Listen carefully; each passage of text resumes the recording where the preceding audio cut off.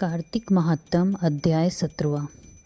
सूर्य कहने लगे कि अब इस व्रतों में उत्तम व्रत और मोक्ष को देने वाले एकादशी के व्रत का महात्म सुनो।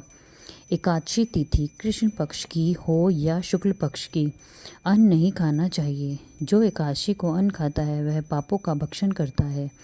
एकादशी का व्रत माता के समान उसकी रक्षा करता है। दशमी तथा द्वादशी को भी एक समय ही भोजन करना चाहिए।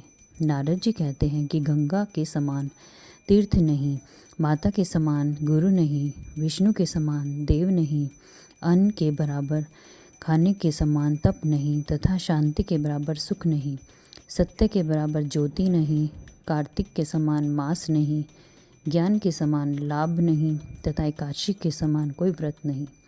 व्रत करने वाला प्रातः सुबह उठकर भगवान का पूजन करे, पुराणों की कथा सुने, एकादशी को रात्रि को जागरण करें। नारद जी कहने लगे कि हे राजन, अब इस इतिहास को सुनो। नम्रता के तट पर गालव ऋषि का अति शोभायमान आश्रम था। मालव का भक्षशील नाम का एक पुत्र था जो विष्णु का परम भक्त था। वह बालकों के समान भगवान की मूर्ति बनाकर पूजन किया करता था।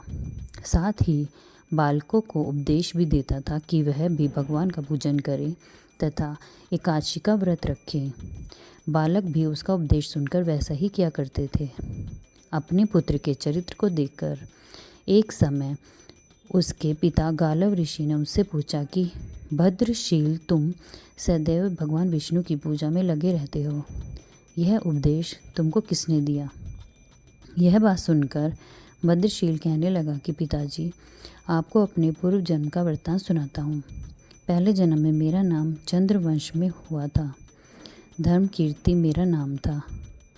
दत्तात्रेय जी से मैंने शिक्षा दीक्षा ग्रहण की। मैंने 1000 वर्ष तक राज्य किया। उस काल में मैंने अनेक धर्म तथा पाप के कर्म भी किए, परंतु देववश में बुरी संगत में पड़ गया और वेद मार्ग छोड़कर पाखंड मार्ग पर चल दिया। मेरे इस आचरणों को देखकर प्रजा भी पाप के कर्म में चली गई। इस प्रकार धर्मशास्त्रों के कथानुसार प्रजा के पाप का छठा भाग मुझको भी मिलना चाहिए।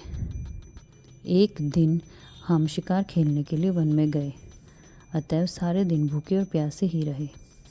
खाने को कुछ भी नहीं मिला। घूमते फिरते हम मार्ग भी भूल गए और शाम को नम्रता नदी के किनारे पर पहुंच गए। उस दिन एकादशी का व्रत होने के कारण वहाँ पर एकत्रित अनेक वैष्णव भगवान का कीर्तन कर रहे थे। मैं भी भूखा प्यासा रहकर रात भर वहीं पर पड़ा रहा, मगर प्रातःकाल होते ही भूख प्यास से दुखी हो मेरे प्राण निकल गए। उसी समय यमराज के दूत मुझको पापी समझकर मारने पीटते यमराज के पास ले गए। यमराज ने चित्रगुप्त से मेरे सब पाप और पुण्यों का लेखा किया। तब चित्रगुप्त ने विचार कर कहा कि यद्यपि यह बड़ा पापी है, परंतु इसने काशी का व्रत किया था, उसी से इसका प्राण निकल गए। इस कारण इसके समस्त पाप भी मिट गए। यह सुनकर यमराज तत्काल अपने सिंहासन से उठकर खड़े हो गए और हाथ जोड़कर मुझसे बोले कि क्षमा करना, हमसे भूल हो गई। साथ ही मुझको नमस्कार भी किया। फिर अपने दूतों को धमकाकर कहने लगे कि मनुष्य भगवान के नामों का जाप करता हो, उसको कभी हमारे पास मत लाओ। जिसने अनजाने में भी एकादशी का व्रत किया है, तब भी उसके सब पाप क्षय हो जाते हैं और उसको हमारे पास आने की आवश्यकता नहीं पड़ती। इसके बाद यमराज ने मेरा पूजन किया और फिर मुझे सुंदर विमान में बिठाकर विष्णु लोक को भेज दिया। हजारों वर्ष तक इंद्रलोक तथा विष्णु लोक में रहने के पश्चात अब फिर मैंने यहाँ पर जन्म लिया। जो कोई इस कथा को पढ़ता अथवा सुनता है, उसके सभी पाप नष्ट हो जाते हैं। बोल विष्णु भगवान जी की जय। बोल श्री कृष्ण की जय।